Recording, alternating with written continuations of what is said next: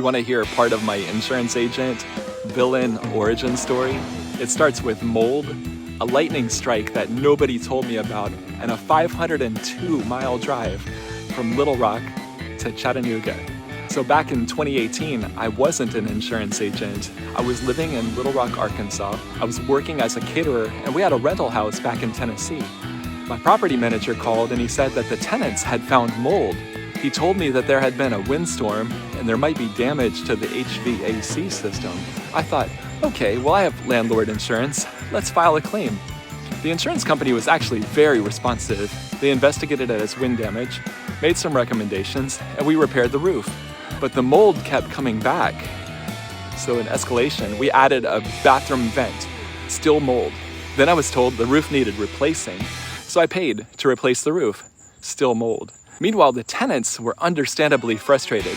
They actually found me on Facebook and said, "Mr. Matt, we have mold in this house, you've got to do something." So finally, after almost a year of chasing the problem, I drove 502 miles back to Tennessee, and Leslie and I walked the house with the property manager and his maintenance guy. And during that walkthrough, the maintenance guy actually says, "Yeah, the house got struck by lightning." I was like, "Excuse me?" So it turns out the lightning strike had damaged the whole house dehumidifier, and nobody had ever told me about the lightning. I eventually pulled the fire department report. Fire trucks had actually responded to the house. We ended up getting an attorney involved, getting the property properly remediated and tested, and replacing the whole house dehumidifier. I even went back to the insurance carrier and spent about a month asking them to reconsider that damaged dehumidifier as part of the original loss.